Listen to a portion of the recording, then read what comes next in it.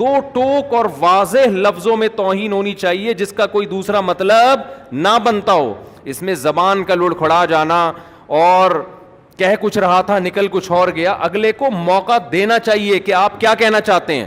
ایک بے گناہ آدمی مارا جائے یہ بدترین ہے اس سے کہ 100 گنہگار چھوٹ جائیں.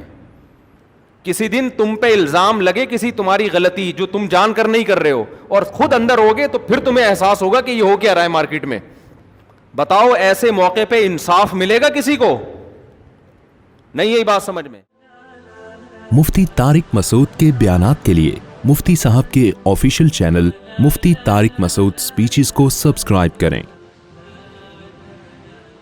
توہین رسالت کی سزا پاکستان میں کیا ہے؟ قتل ہے نا. تو جرم بڑا ہے, سزا بھی کیا ہے؟ بڑی ہے. تو اس کے لیے بھی قانون یہ ہونا چاہیے کہ ثبوت بھی اور شک و شبہ سے بالکل بالاتر. دو ٹوک اور واضح لفظوں میں توہین ہونی چاہیے جس کا کوئی دوسرا مطلب نہ بنتا ہو. اس میں زبان کا لڑکھڑا جانا اور کہہ کچھ رہا تھا نکل کچھ اور گیا. اگلے کو موقع دینا چاہیے کہ آپ کیا کہنا چاہتے ہیں.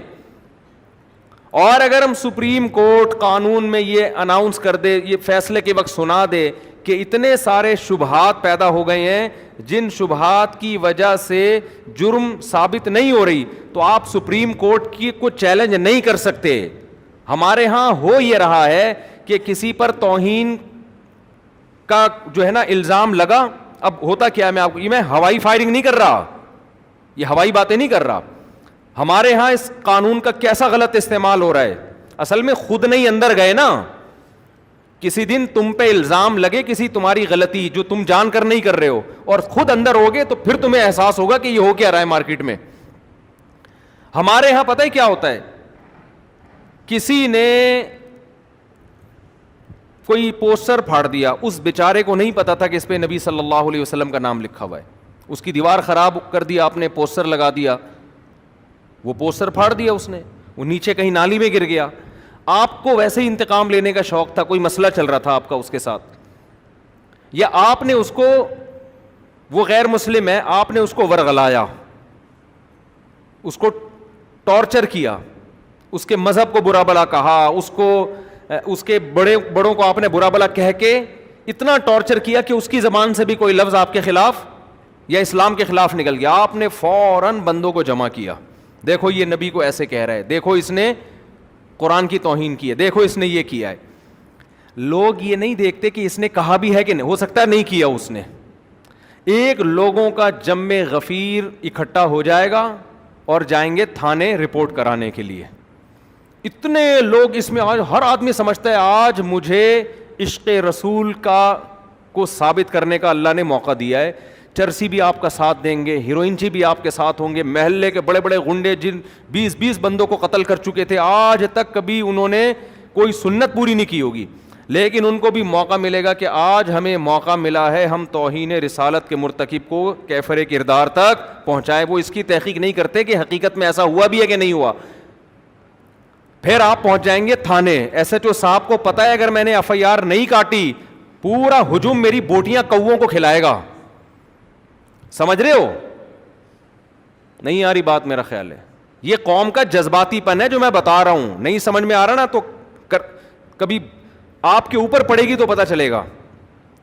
پھر جناب ایف آئی آر بھی کٹے گی, تمہارا باپ بھی کاٹے گا ایف آئی آر. تو پھر جب عدالت میں مقدمہ چلے گا, جج کو پتا ہے اگر میں نے جیل نہیں کیا تو قوم مجھے, میری بوٹیاں کس کو کھلائے گی؟ کووں کو کھلائے گی. سمجھتے ہو؟ اور ادھر سے جو وکیل ہوگا نا, جو اس کی طرف سے وکیل ہے جس پر فرد جرم لگی ہے, اس کو پتا ہے کہ اگر میں نے اس کا زیادہ دفاع کیا تو میری بوٹیاں کس کو کھلائی جائیں گی؟ کووں کو. بتاؤ ایسے موقع پہ انصاف ملے گا کسی کو؟ نہیں. یہی بات سمجھ میں. پھر جب وہ کیس اس کے اوپر چلے گا, ہر جج پہنائے گا کہ یار یہ آگے کسی کو, پھر کیس چلتا ہے لمبا. پھر لوگ کہتے ہیں ہم تو پہلے ہی کہتے تھے حکومت قادیانیوں سے ملی ہوئی ہے, سیدھا سیدھا لٹکا کیوں نہیں رہی اس کو, مجرم کو؟